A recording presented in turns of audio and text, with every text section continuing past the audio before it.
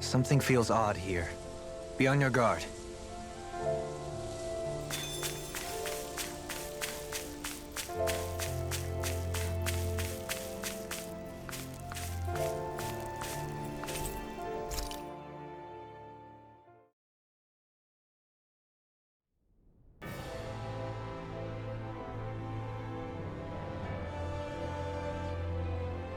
Well, it's the moment of truth. This lady better hold together once we're up in the air. Law, don't say that! You're going to jinx us! Speaking of which, Alphen, this bucket of bolts got a name? A name? You know, I'm not sure she ever had one. I never really thought about it. Well, after all the trouble we went through to find her, we should give her one, right? I was thinking something like... Fall Knights. Huh? It means owl in the ancient tongue. Literally, the one drawn to the skies.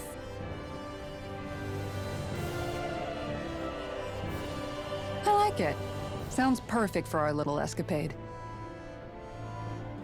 Not sure I'm completely convinced, but... well, it's as good a name as any. From now on, she'll be known as the Fall Knights. Okay, people. We have two goals. First, we need to get to Lenegis and make the Renans finally leave Dana alone. And then, we need to figure out the truth behind Shion's thorns and find a way to save her. Sound good? All right, then let's go.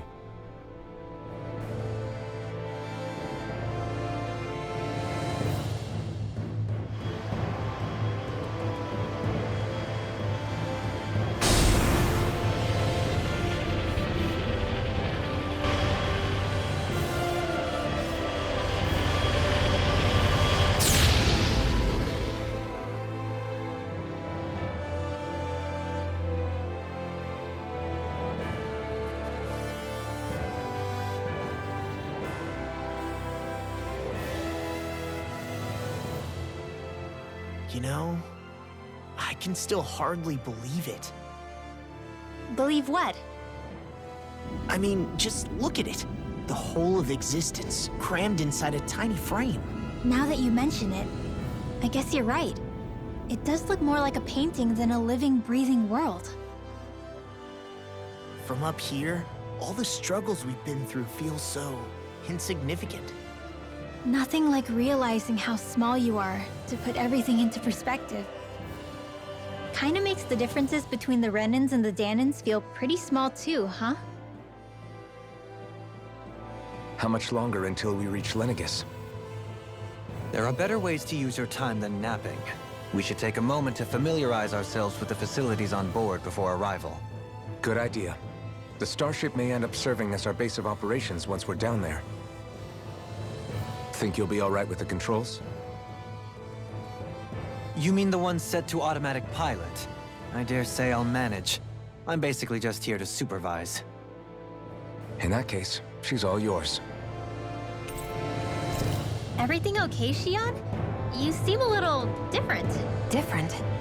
Like in a bad way different? No, not at all. You seem more driven lately, like you found a zest for life. It suits you.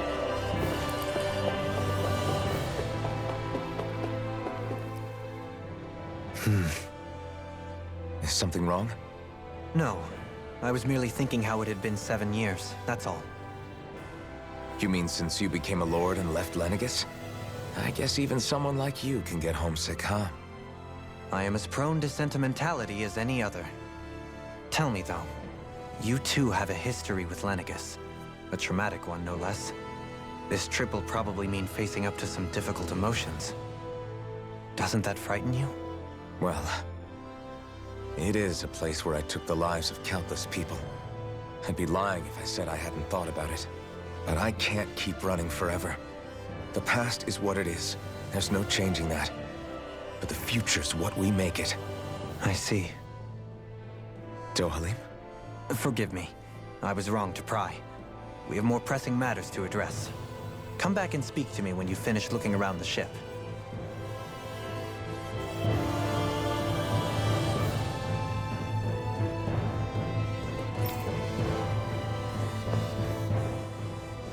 We'll be going to Lenegis soon. This must feel like a homecoming of sorts to you, huh? What was life on Lenegis like back then? You know, before you came to Dana. Let's just say, I don't have many happy memories. I've had thorns my whole life, for as long as I can remember. They called it treatment, but in truth, they were just using me as a guinea pig for their research. You mean, they experimented on you? That's right. All I was to them was a riddle to solve. They poked and prodded me, trying to figure out what triggered my thorns or changed the form they took. Day in and day out, every single day, one test after another. I'm still surprised they didn't try to dissect me. The look they gave me whenever one of them touched my skin. How could I forget it? Reeling from the pain, like I was a monster or something. Some existence, huh? A blight on any I touched. Helplessly complicit in their pain. I thought things couldn't get any worse. But then they did.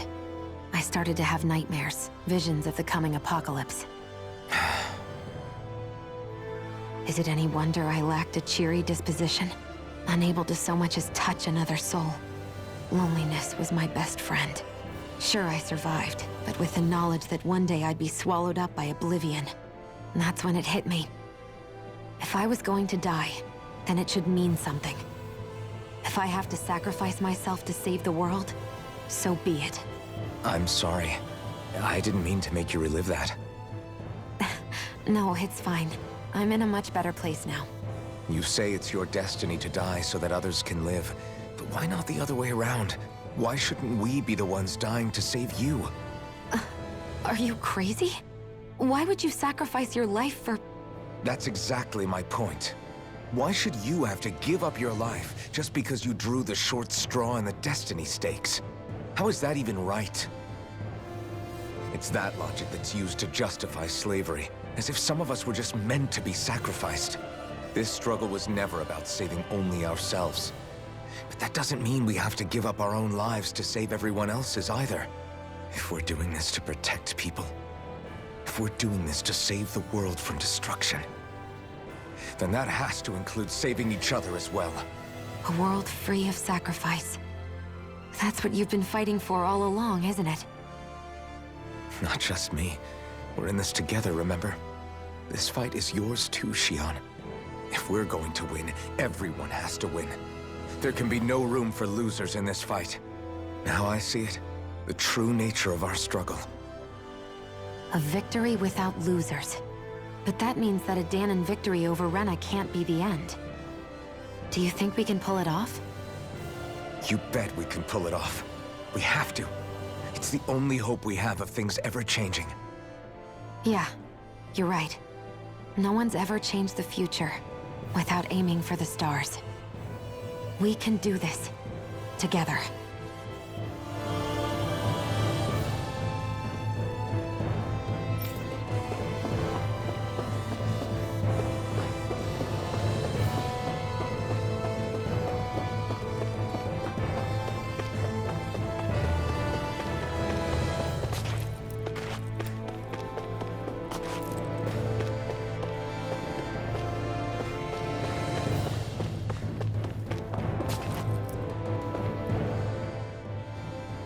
You okay?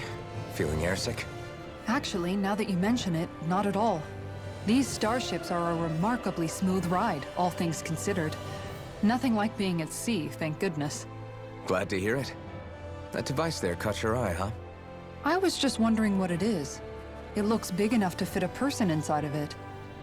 It's a healing pod. It fixes injuries and illnesses. Oh, you don't say. Well, that should definitely come in handy if any of us get injured while we're down there. Alphen? Was it something I said? No, I was just thinking back to when I escaped Lenegis, that's all. What with the ceremony and losing control, I was a total mess. Naori laid me inside here. So, you're saying you got in this thing straight after escaping? But that mean... you were inside for 300 years? Yes, it sounds crazy, I know. But don't even ask me why I stayed asleep all that time. That's definitely quite some lie-in, all right. But still, whether you meant to or not. I sure am glad that it's this century that you finally woke up in. What do you mean? With the amount of fighting we've done, we would have never made it this far without you. And not only that, but... Alphen, can you recall back to what it is that I said to you? Back when we left Menancia? About the dream of coexistence, and needing to learn what it entailed? Of course. That's why you came with us, right? To learn what you couldn't at home. Even in that time, I was well aware that what I was living was a lie. But at the same time, I also felt really compelled to fulfill my brother's wishes.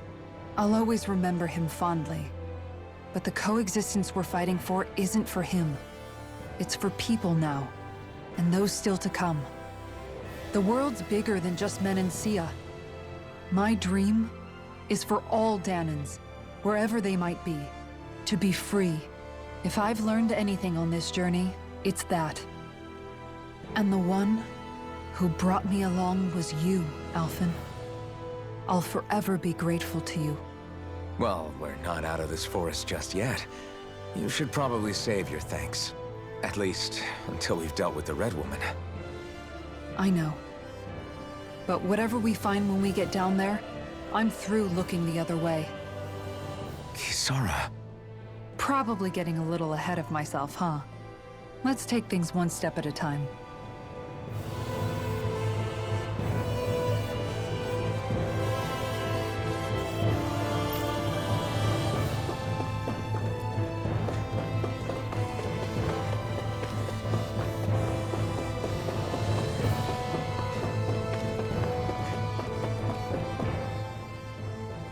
Hey, Alphen, listen to this! So Law and I were just talking and... Hey, shut up! What's got Law all flustered? Only that he's afraid of flying, the big baby. And after all that fuss he made about naming the ship, too. Hey, I never said I was scared. I just think it's, a little unsettling how we're going to be cruising through space in a glorified tin can. That's all. It's a starship, dummy. That's what it's supposed to do. I don't think there's anything strange about it. Well, maybe you're the one with the problem then. Guys. I'm no expert, but I think we can trust Renin technology. It got me to Dana in one piece, remember? Oh, that's a good point. If you think so, Alphen, it must be okay. Don't you agree, Law? Hard to argue with that, seeing how you hitched a ride in one of these things before, Alphen. It's just wrong, okay?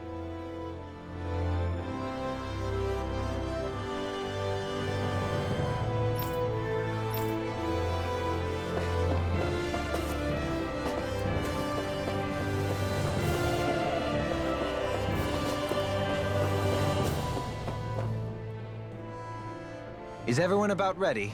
We'll soon be making preparations to land.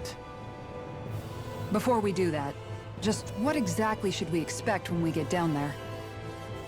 Kisara has a point. Now that I think of it, I don't know the first thing about Lenegis. I'd like to hear more too. It's been centuries since I was last there, and they didn't exactly give me the grand tour.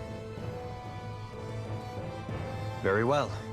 First and foremost, Lenegis was the base of operations in charge of the crown contest on Dana. Of course, it also happens to be a city in its own right, complete with its own independent society.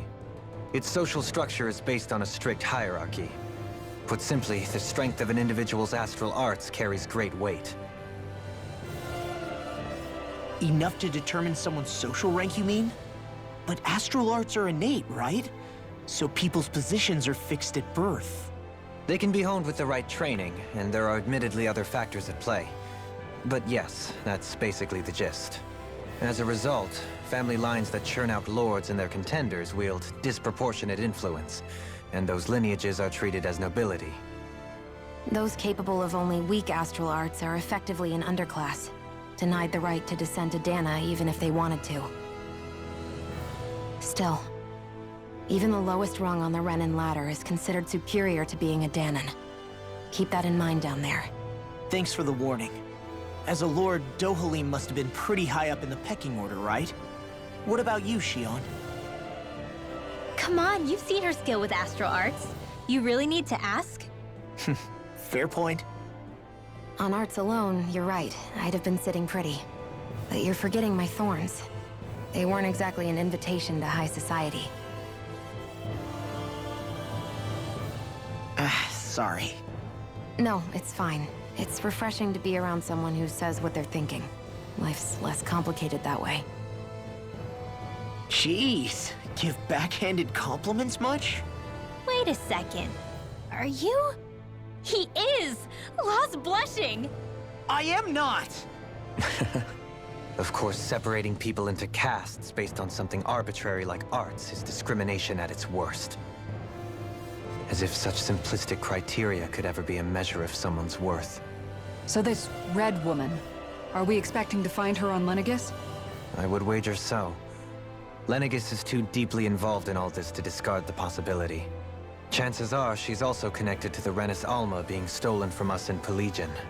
If the Rennis Alma is being used to exploit Dana, we need to take it back at all costs. That red woman's got a lot to answer for. Just as well I've got a ton of questions.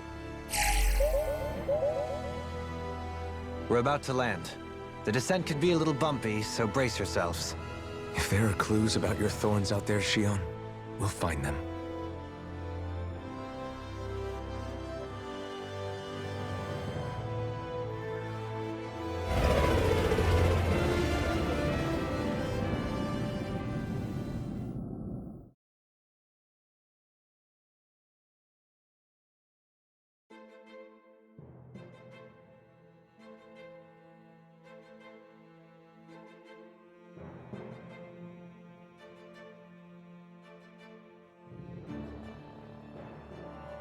There's no one here. I wasn't expecting a welcome mat, but still. Lenegis's infrastructure is largely automated. Besides, people won't be expecting incoming traffic while the crown contest is still underway. Do you think anyone realizes that we're here?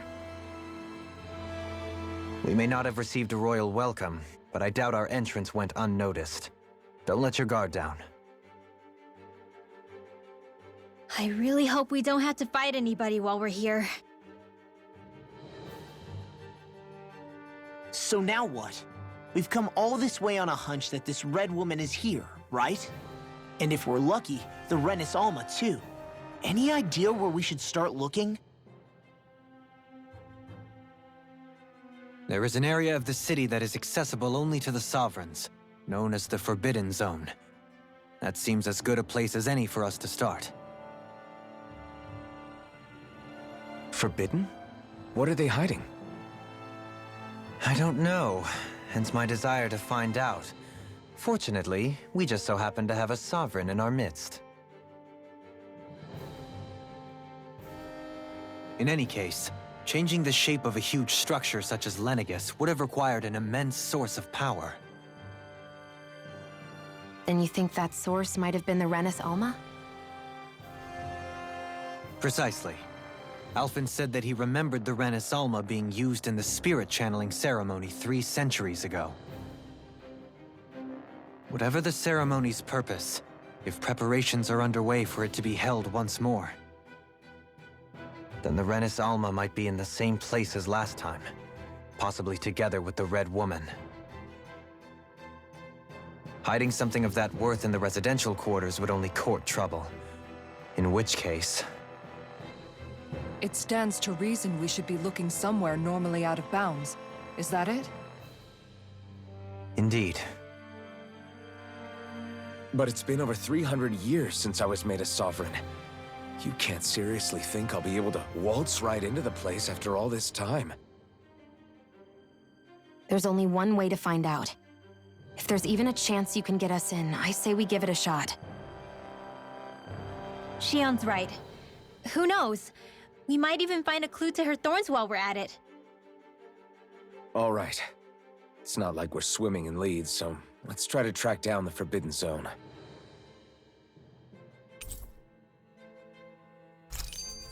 Beyond that wall lies a city full of Renins.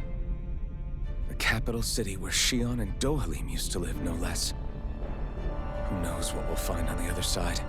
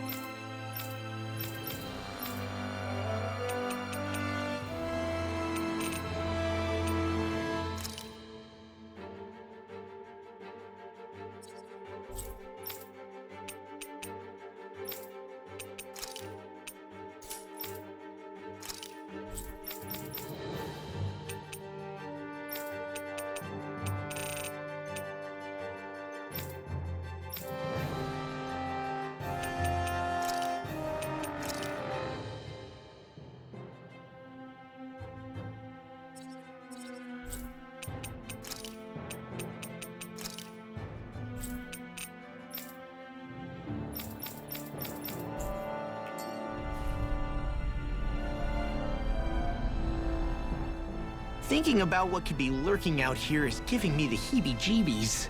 For such a loudmouth, you sure can be a worrywart at times. Oh, I'm sorry. How stupid of me for wanting us to stay safe. Would you two children stop squabbling? Or do you want everyone to know we're here? So how many Renans actually live in this place?